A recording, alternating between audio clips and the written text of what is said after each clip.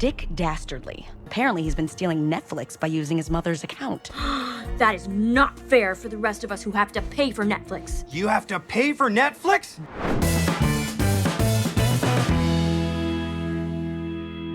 Well, it's been 12 weeks, but as Rose Calvert might say, it feels like 84 years.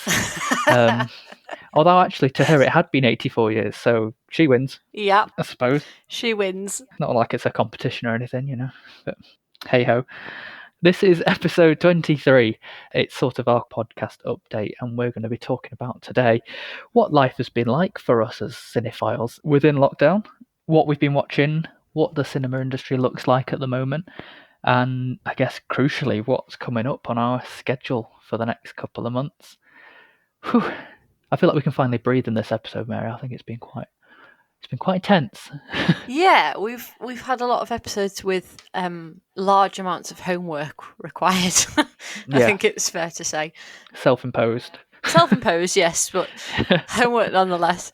It was easier to do during lockdown. You're kind of still on lockdown in a way because you've been working the whole way through. I've worked the whole time, But yeah. you're at home. Yes. You've had a lovely long holiday. In I fact, had at one point you said, it feels like I've had 60 bank holidays. I was like, oh, great. Yes, I did say that. I was off for 10 weeks and went back 2 weeks ago.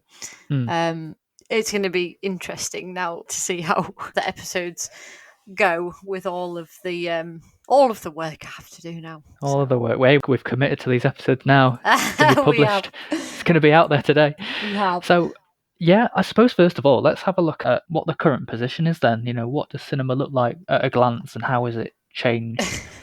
It doesn't. It doesn't look much like anything.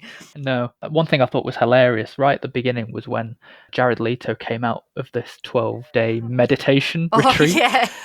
I didn't have a clue what was going on. He said he came back to a very different world, one that's been changed forever. And I guess that, I mean, I don't know whether forever, but it's certainly very different. Yeah, I think it's significantly changed. I don't think we'll ever go back to exactly the way it was before. I don't know. I don't think it's possible to do it now that things have had to be done differently. I think businesses know that things can be done differently because they've had to adapt to it. So I think a lot of places won't go back to the way that they did things before. Yeah. Obviously, it's cinema related. They've literally had to just shut down. Yeah, absolutely. Something that's become quite big over that time is drive-in cinemas. Yeah, absolutely. They have really taken a huge leap because that is the only way that people can actually get out and see a movie at the moment because all cinemas are closed. I was thinking about this. They were announcing that in the UK, drive-in cinemas can open from the 15th of June, which for us is tomorrow. I was like, but then do I we thought, have I don't any? know any. I don't know any drive-in cinemas.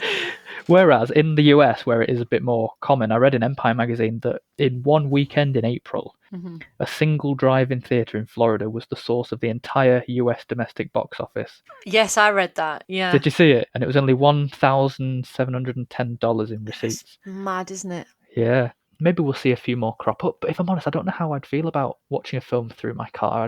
I've never done it. I'd really like to try it. I'd try it. I'd really like to try it. I think it would be really interesting. And then the screen's massive as well. It's much, much bigger than a cinema screen. Yeah. I don't know whether I'd want to go and watch a new big blockbuster film. I can replicate the cinema environment at home better than I could, I think, in a car park somewhere. On a very small screen. On a very, very small screen. Yeah, but if you put it right in front of your face like I do, and you've got your earphones in, it's pretty loud and close.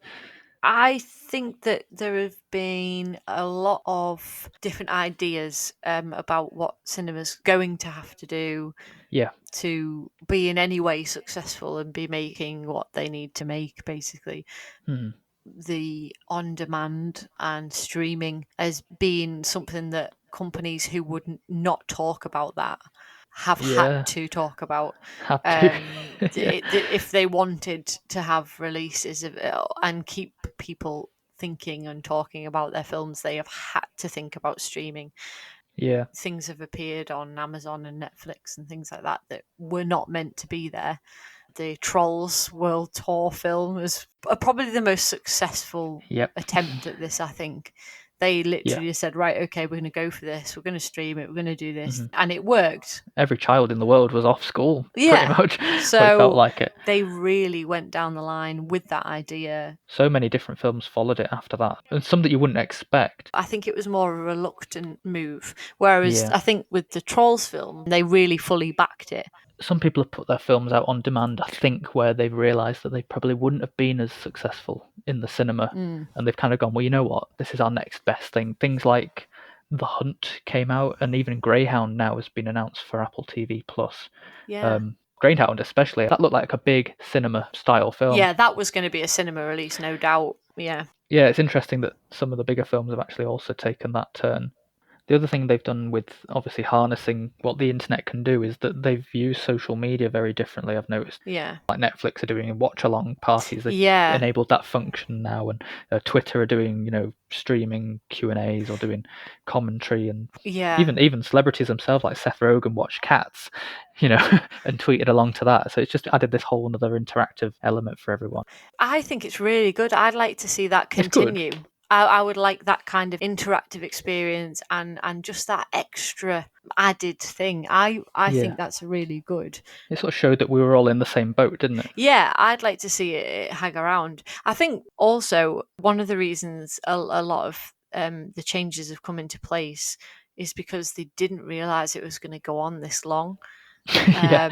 I don't think people expected to have cinemas closed for this long, and there is no talk of them opening yet. No.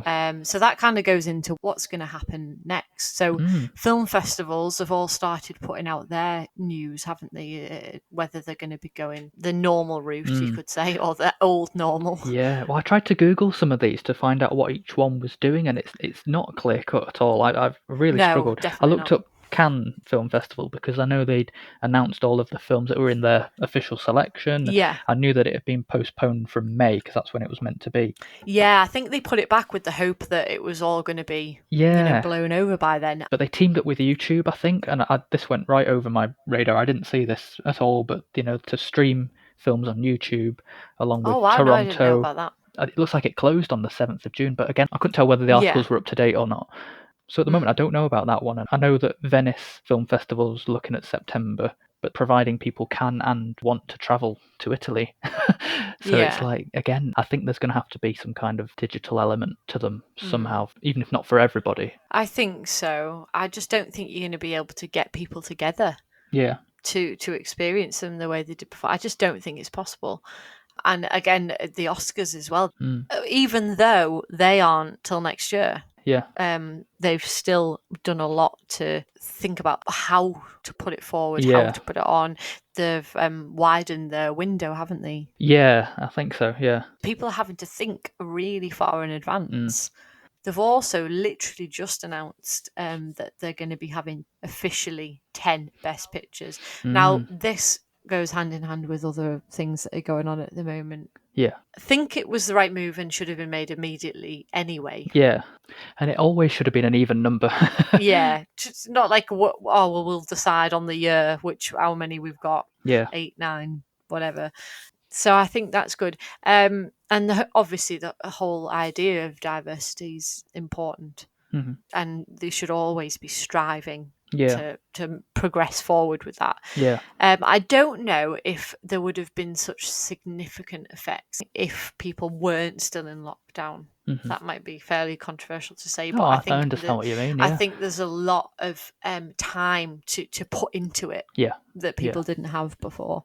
Yeah, sort of accelerating the process, which Yeah. up until now had been very gradual. I think people like the Academy made small changes every year, or they did. social changes that have been happening. But something like this, sort of really pushed it to sort of go, right, now's the time. Use this time. Well, I'm looking here at what the potential lasting effects of this virus will be on cinema, and obviously we've all got used to sitting and watching Netflix and but I think cinema is missed. Yeah, absolutely. And obviously movie theatres have been hugely impacted by this. There will be certain independent cinemas that probably won't reopen. Yeah, I imagine. Because it's been too long. It's had too big an economic effect on them. Yeah. There are some people saying that obviously the chains View and Odeon and Cineworld and Showcase, things like that, will probably have a chance of opening next month. Well, yeah. Cineworld plans to reopen all the cinemas in July. Now, obviously, this is all very, very up in the air. But this is the thing, isn't it? Some films have clung on to their original release dates. I think there's only 2 big ones that are clinging on to July, and that's Mulan, which, believe it or not, is as early as the 24th, and Tenet, which has just been pushed back 2 weeks to the 31st. Well, Tenet was always in July anyway, wasn't it? It's moved it back a little bit, but Mulan was in March, wasn't it? So I'm quite surprised they even moved it to July. I would have moved it a lot later, personally, if they'd already moved it. It's that battle to be the first big film of the year, isn't it? The first summer blockbuster film. It is. This changes everything. This is unprecedented. Yeah. So I don't know. I mean, they're saying, how will it work? What will it be like? Like, obviously, social distancing measures are going to severely affect what they're able to do. Absolutely, yeah. I mean, how many seats apart are you going to have to sit? Yeah. You know, they're going to have to think about things like that. Can you even have someone sat right in front of you, never mind next to you? Yeah, well, exactly. You know. Face masks, are they going to be... I mean, anybody on public transport has to wear masks, and they're being, you know, recommended to people. Yeah. Are you going to have to sit with a mask on for 2 hours, you know, in a room? Do you know, there's a lot to think about, you know.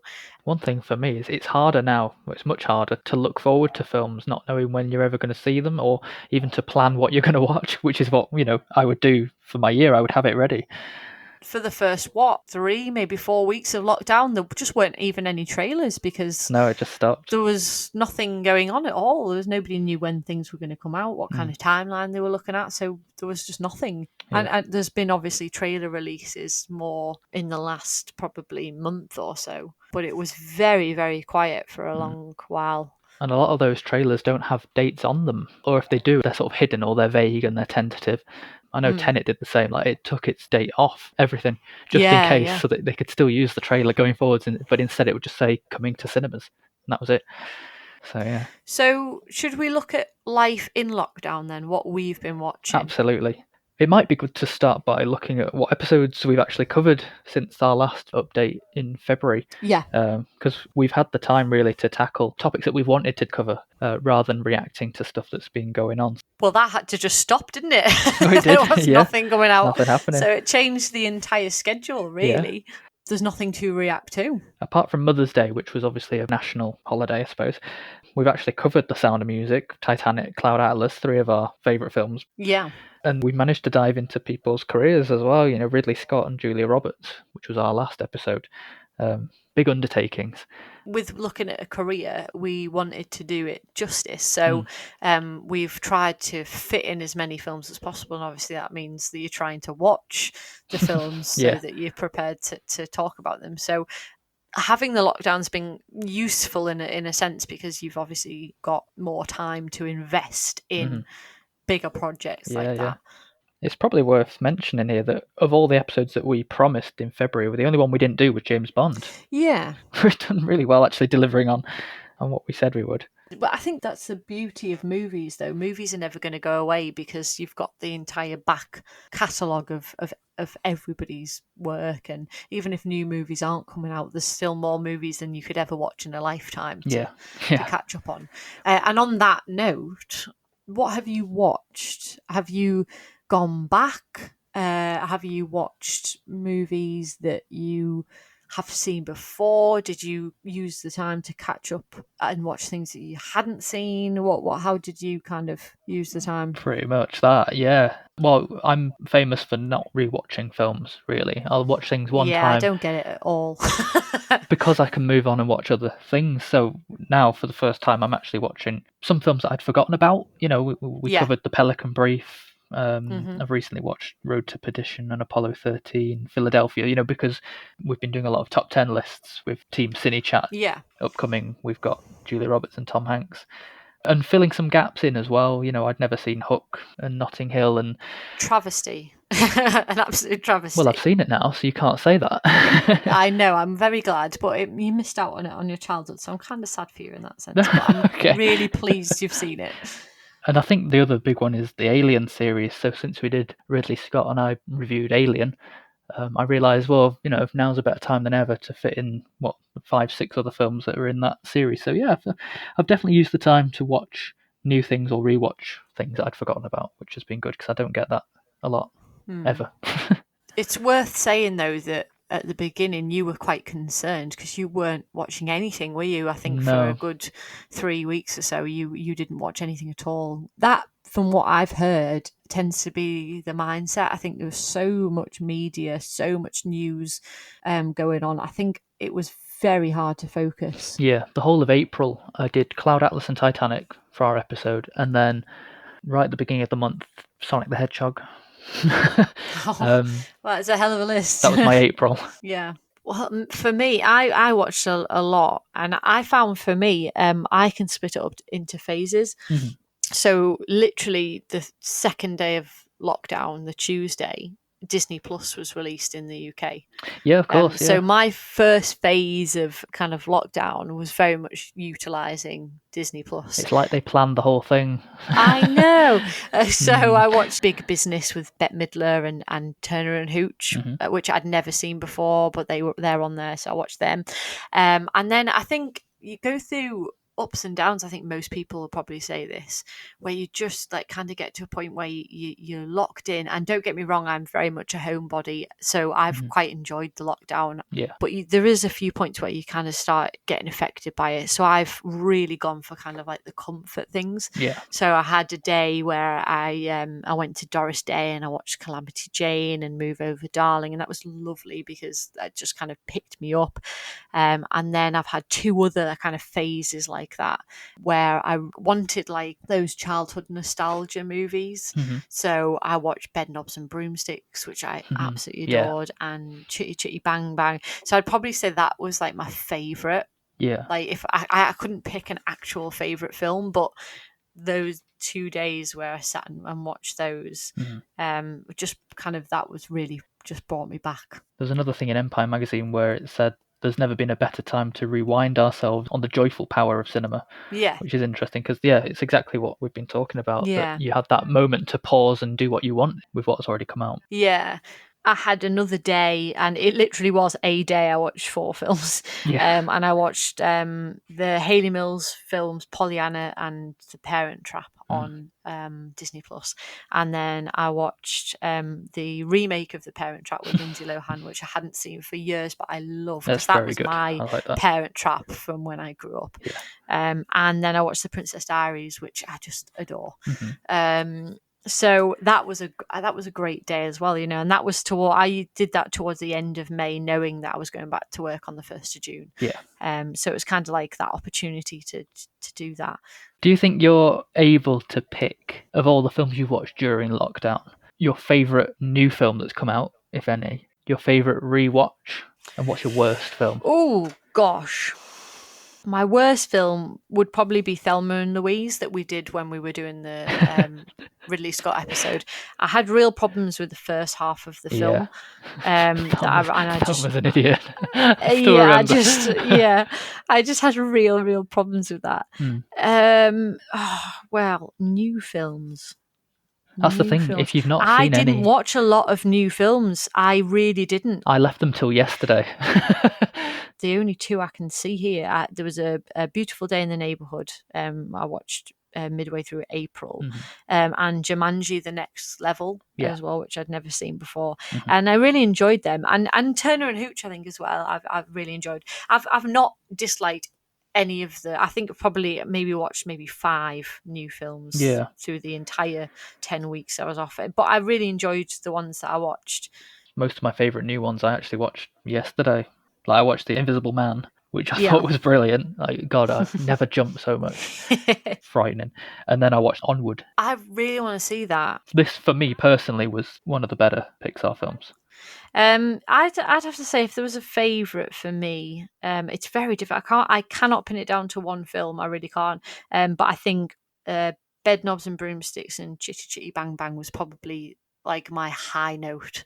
I really thoroughly enjoyed singing along, watching them during the day. My husband had gone back to work, so it was like I had the flat to myself, and I thoroughly enjoyed it. I really did. Of your rewatched films, they would be my highs. I've got to say, The Green Mile blew me away this time around. It absolutely knocked my socks off. That is on my mine and my husband's list because we haven't seen it in years, and I'm looking forward to it. It hits different every it's time. It's just so long, so we haven't watched it yet. The other one for me was Blade Runner. Again, it just hit on a whole different level this time around. So for me, those two were the best rewatches. But in terms of like new films, like I said, Invisible Man, Onward, I think even Scoob had some redeeming qualities. I think it looked great. I just feel like coming out of your mouth, it's like listening to someone else who's possessed you, because I just can't imagine you ever coming out with that about that film. Well, I'm quite surprised, because animation's not your cup of tea. Well, you usually. can find my review on www.cinechat.co.uk. and then the best film for me that I watched that was new but an old film was Zulu. I thought that, again, I don't know how I hadn't seen it before. It's my mum's fault for not describing it. Classic, isn't it? Not describing it very well. and then worst film. Some of them were slightly before lockdown, but Cats. I still need to watch Cats. It's just building myself up to it. Yeah. So I guess then the last thing for us to do is to look ahead, and this is quite exciting for us because we get to announce now what we've got coming up in the latter half of June all the way up to the end of October, which will bring us round to our 1 year anniversary, believe it or not, by then. It will. So we'll be starting with sort of a follow-up to our Mother's Day episode, and we're going to let our dads choose the films that we're going to review. Yeah, we've had the choices given to us, haven't we? Yeah, we've got the choices. It's going to be interesting. You sound, well, I'm quite happy with mine. I'm not happy about them. I'm just, I just think it's funny, the choices that they've made. Oh, okay. I think it's quite funny. So after that, we are then moving into July with Back to the Future, which I can't wait. I'm excited to rewatch them. Love Back to the Future. I'm really looking forward to this one. I just think it's a close to perfect 80s movie. I really do love it. Yeah, and they're quite fun, uplifting. Like you can't get too bogged down in analysing them, really, can you? So no, but it's so much fun. They're really good fun. Yeah, expect some quizzes I'm looking there. forward to that one. We're then moving on. Although Tenet sort of shifted around a little bit, we decided we were going to go with it anyway because it warrants an episode in itself. Absolutely. Christopher Nolan, Memento's turning 20, Inception's turning 10. Tenet will be out soon. So, yeah, we're absolutely going to bash that one out. Yeah. And I'm very excited. It's we'll just say as well, Back to the Future, it's an anniversary for them as well. I think it's 35th anniversary for Back to the Future. Yes, that's right. Yeah.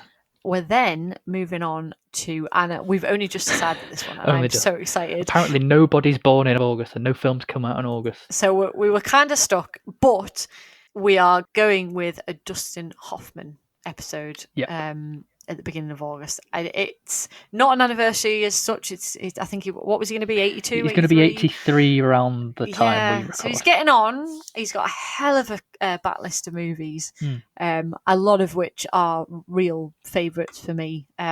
So I'm really looking forward to this. I'm so excited. I can't wait. It's a really good opportunity to just dip into so many films in one go. Yeah. And when someone's got a lot of range, like Dustin Hoffman, you tick a lot of boxes along the way. It's a great opportunity to watch things you've never seen. But in stark contrast, X-Men is next on the schedule. Which you're very excited about. It's a big favourite for you, isn't it? Yeah, I grew up with X-Men. It does have its sort of stumbles along the way, but I think there's some really interesting stuff to look at there. 20th anniversary, X-Men. Yeah, we're moving on to what probably looks like a really random episode. Yeah. But there is a reason. It is the 60th birthday at the beginning of September of both Colin Firth and Hugh Grant. They were born one day apart. I know, in it's the same ridiculous. Year. I know. And they're both like British kind of rom-com kind of people. It's weird. It's very weird. But I think this will be a lovely episode. I think they've both done some really interesting films. I think we need a drum roll for the next one. We've never done this. We've never done this before. We're going to do a special, not a 1-part, not a 2-part, but a 3-part Alfred Hitchcock extravaganza. Absolutely. I am thrilled. Psycho's turning 60. Yeah. And his only Oscar Best Picture winner, Rebecca, is turning 80. So, yeah, we're going to be picking apart as many films as we can possibly fit in. Yeah, as many as we can fit in. Our favourites and some new ones too. Oh, I'm so excited. I love Alfred Hitchcock films. Yeah, same. It's the genre of them, I think. They're kind of mystery, horror, thriller, drama, blended. And I like that because you get so much out of each one. I think this is going to be absolutely immense. I'm really looking forward to it. And then that takes us up to... Yes, one of my favourite times of year. Oh, I just love it. We're doing a full-blown Halloween episode. We're going to be picking out our favourite horror movies, talking about the genre. I can't wait. Yeah, well, obviously we missed out on last year's Halloween just by a couple of weeks. Yeah. It's also The Shining's 40th anniversary this year, so that'll probably segue into there. I can't believe it. By then, I think we'll be ready for our next update, because that will be end of October, back to November, and like I said, 1 year of podcasting. Whew. Yeah. So just quickly, just to finish, I was wondering whether the films that you said you were anticipating back in February, and I can tell you what you said, whether they've changed now or whether those films are even on the radar anymore. Go on then. So you said A Quiet Place 2, which has been scheduled for September at the moment. Yeah, I mean, this was never going to go away for me. No. Emily Blunt, I adore. John Krasinski, I adore. Mm-hmm. I loved A Quiet Place. It was by far top of anything else in that year. So yeah, I can't wait for this. I was very upset that it was coming out the following week and we had lockdown and then they moved it. I was like, oh, for God's sake, 1 week. So yeah, that's still really high for me. We've had Onwards come out, so you also said Soul. Yeah, I'm still highly anticipating both. I haven't seen Onward yet. I'm waiting for it to come onto Disney Plus. Yeah. And I am looking forward to it because I've heard good reviews. It was critically well reviewed. Yeah. So yeah, I'm still looking forward to that. And yeah, Soul I am as well. I always look forward to a Disney or Pixar movie. I always do. Without a doubt. So yeah, I'm looking forward to that as well. That's currently down for November by the looks of it. And then, I mean, there was some, you said you were anticipated, but not necessarily because you were certain you were going to like it, but The Witches was still also the same. Yeah, I don't know where that's moved to. I'm extremely intrigued about the movie. I really am, because it was such a big part of my childhood. I'm going to have to see it. I just have to watch it because I have to see what they've done. And then Jungle Cruise has moved to next July. Yep, I'll still watch it. I mean, anything Emily Blunt is in, I will see. I love the woman.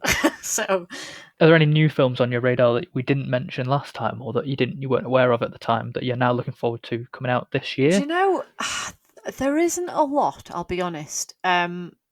I wasn't very keen on The Invisible Man. The first thing I read was obviously the wrong thing to read because I just thought, oh no, that's not for me. Right. But then when I actually read into it, it was an article in one of the Empire magazines, and what it actually went into in a lot more depth. And so there's a lot more serious topics in it. And I thought, actually, yeah, that's probably one I would quite enjoy. So I've changed my mind about that one. Okay. But other than that, not really. No. Do you know, I am looking forward to Wonder Woman 2, though, actually. Yeah. Having said that. I said Tenet, which obviously is not going to change. No Time to Die. Obviously, it's a lot later now, looking at November, which is fine. That's still the same. West Side Story, again, I said I was anticipating whether or not it would be good or not, but we agreed that Spielberg doesn't do bad films. Death on the Nile, again, anticipating, using the term loosely. It's like you've got to see it, haven't you? Yeah, it's one of those you've got to see. It's not a guarantee that it's going to be. Yeah, it's going to be good. But some films on my radar now that weren't at the time, like I'm really excited for Dune. I don't know why. Dune, I think, is really exciting me at the moment because of the scale of it. Really big film. I don't have a lot of feeling for Dune, I have to say. It's going to be huge. I am excited for that. Top Gun Maverick, I've suddenly become a little bit more excited about. I don't know why. I watched a video, actually, of them talking about how they've not done CGI and they've put the cameras in the cockpits of these fighter jets, and Tom Cruise is just doing mad stuff, flying right over the camera. I saw that and I thought, that would be great to watch, whether or not I like Top Gun or not. That would be a first for cinema. That's not been done. And then the other one is The New Mutants. I was reading the article in Empire, and all these stories about it being recut and pushed back. They're not actually. That's not actually the full story. True at all. Yeah. And actually, the film that they're going to release is the exact one they made in the first place, and they're all really happy with it. Yeah. That excites me. Yeah, I have to admit, I was skeptical before, but having read I now feel like, oh, actually, Mm-hmm. I would be more willing to watch it. Yeah, and if that's going to be the last of the Fox X-Men series, if you will, yeah, I would really hope that it's going to be a good one to end on. Yeah. But I guess we'll see. We will. Yeah. So there's only one more question. Yeah. I've got for you, Matt. Oh, yes. What film are you recommending this week? Well, I forgot about this. How we do it every week. I know, but I don't want to recommend a film that I think everyone's seen before. Like, I would recommend The Green Mile. I think most people have seen it. Yeah. So I can only really go off what I've just watched. And I think purely for the fun of it, if you haven't already streamed The Invisible Man, definitely watch it. Turn the volume up. It's scary and jumpy. You know, it's got elements that feel supernaturally that kind of horror film, but at the same time it's not. It's quite grounded, but with like more sort of scientific parts about it. Elizabeth Moss is actually really good. You can't say that she doesn't carry this film really well. Well, her name and her face is getting around these last couple of years. Everywhere. She is very interesting person to watch. Yeah. Well, for me, I'm going to an old favourite, one that I haven't watched for years, and honest to God, I absolutely loved rewatching it. But yeah, we watched Bicentennial Man. Yeah. From 1999 with Robin Williams, and oh my God. I reckon that's another one that changes as you get older. Yeah, it has a lot of really serious themes in it. It's very dark in places. Yeah, and the obviously advanced technology as well. Not in our lifetime probably, but in the next century, we will probably be in a situation where there is AI. I thought it was really interesting, and it's such a lovely film. I really enjoyed it. It's probably, out of all of the films I've watched recently, that one would top the list because I just had so much fun rewatching it. I cried 3 times during watching it.